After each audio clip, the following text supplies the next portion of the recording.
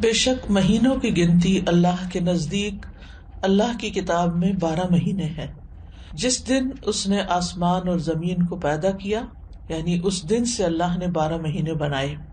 منہا اربعۃ حرم، ان میں سے 4 حرمت والے ہیں، اور ان مہینوں میں خاص طور پر اپنی جانوں پر ظلم نہ کرو، اس کا حکم دیا گیا۔ صحیح بخاری میں بھی آتا ہے، ابو بکرہ کی روایت ہے کہ نبی صلی اللہ علیہ وسلم نے فرمایا، زمانہ گھومتا ہوا اپنی اصلی حالت پر آ گیا ہے جس دن اللہ نے آسمانوں اور زمینوں کو پیدا کیا تھا، کیونکہ عربوں نے مہینوں کی گنتی میں بہت کچھ تبدیلیاں کر دی تھی، کبھی کسی سال میں مہینہ بڑھا دیا، کبھی گھٹا دیا، تو وقت اپنی اصل پہ نہیں رہا تھا۔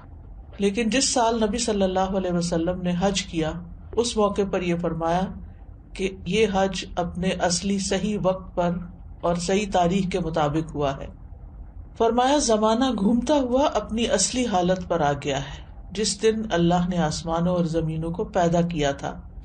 سال 12 مہینوں کا ہے، جن میں 4 مہینے حرمت والے ہیں، 3 تو مسلسل ہیں، یعنی ذوالقعدہ، ذوالحجہ اور محرم، اور ایک رجب مضر جو جمادہ اور شعبان کے درمیان میں ہے۔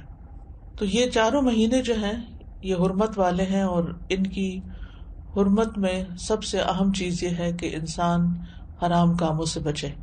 ویسے تو انسان کو پوری زندگی ہی غلط کاموں سے بچنا چاہیے، لیکن اللہ سبحانہ وتعالیٰ نے ہماری یاد دہانی کے لیے، ہمیں شوق دلانے کے لیے بعض مہینوں کو بعض پر فضیلت بخشی ہے، اور پھر ان میں خاص کام کرنے کو کہا ہے، جیسے رمضان میں روزے رکھنے کا حکم ہے، ذوالحجہ میں حج کرنے کا حکم ہے۔ عربوں کے ہاں رجب میں زیادہ تر عمرہ کیا کرتے تھے، لیکن کوئی خاص اس کی ایسی فضیلت تو نہیں ہے۔ اسی طرح یہ جو 4 حرمت والے مہینے ہیں، ان کا جو خاص حکم ہے وہ یہ کہ ان میں اپنی جانوں پر ظلم نہ کرو۔ اپنی جان پہ ظلم کرنا 2 طرح سے ہوتا ہے، ایک تو یہ کہ انسان گناہ کے کام کرے۔ جن مہینوں میں نیک کام کرنے کا ثواب بڑھ جاتا ہے، ان مہینوں میں گناہ کرنے کی سزا بھی زیادہ ہوتی ہے اور اس کی ممانعت بھی زیادہ ہوتی ہے۔ تو بطور خاص، کیونکہ اگر سال کے یہ 4 مہینے انسان اچھی طرح پریکٹس کرے تو پھر باقی مہینوں میں بھی اللہ کی حرمتوں کو پامال نہیں کرے گا۔ اور دوسرا یہ کہ انسان کسی دوسرے پر بھی ظلم نہ کرے، کیونکہ جب انسان دوسرے پر ظلم کرتا ہے تو وہ دراصل اپنے اوپر کرتا ہے، جیسا کہ انسان دوسرے کے ساتھ احسان کرتا ہے تو وہ دراصل اپنے اوپر کرتا ہے۔ قرآن مجید میں آتا ہے، ان احسنتم احسنتم لانفسکم، اگر تم نے نیکی کی، احسان کیا تو اپنی جان پر کیا۔ یعنی بظاہر ایسا لگتا ہے کہ جیسے انسان دوسرے کو فیور دے رہا ہے، لیکن حقیقت میں وہ اس کے اپنے لیے ہی بہتر ہوتا ہے۔ محرم کو اللہ کا مہینہ قرار دیا گیا ہے، یہ اس مہینے کے فضائل میں سے ہے۔ نبی صلی اللہ علیہ وسلم نے اس کے بارے میں فرمایا، ان ابی ہریرہ رضی اللہ عنہ قال قال رسول اللہ صلی اللہ علیہ وسلم، افضل الصیام بعد رمضان شہر اللہ المحرم۔ یہ صحیح مسلم کی روایت ہے۔ ابو ہریرہ رضی اللہ عنہ کہتے ہیں کہ رسول اللہ صلی اللہ علیہ وسلم نے فرمایا، رمضان کے بعد سب سے افضل روزے اللہ کے مہینے محرم کے ہیں، یعنی اس مہینے میں خاص طور پر روزے رکھنے کا اہتمام کرنا چاہیے، یعنی یہ اس کی خاص عبادت ہے۔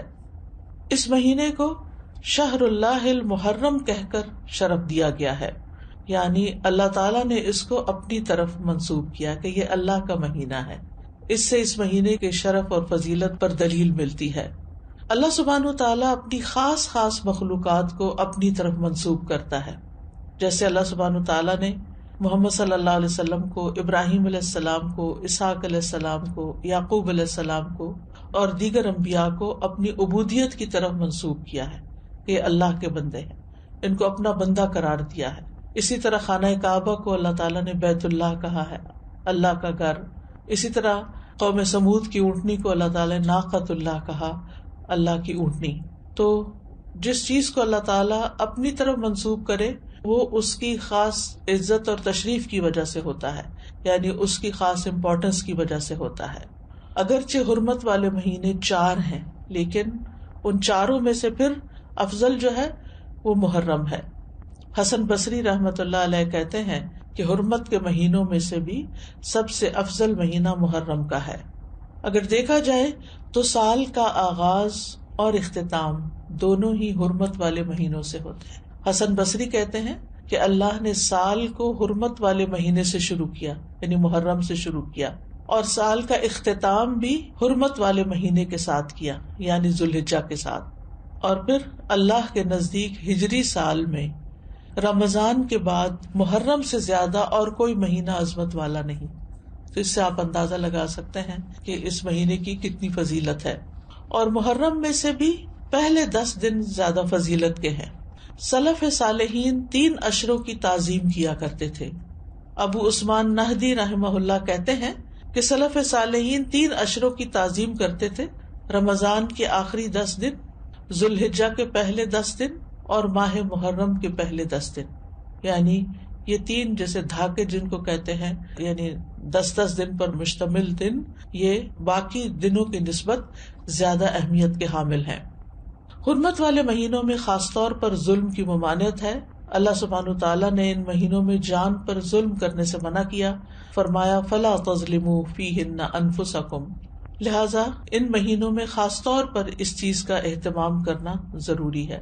یعنی حرمت والے مہینوں میں ظلم کی سنگینی کا ذکر ہے، یعنی اس میں ظلم کرنا، کسی بھی انسان پر، کسی جاندار پر، کسی بھی چیز پر کسی کا بھی حق نہ دینا، یہ زیادہ بڑا گناہ ہے، یعنی دوسرے مہینوں کی نسبت۔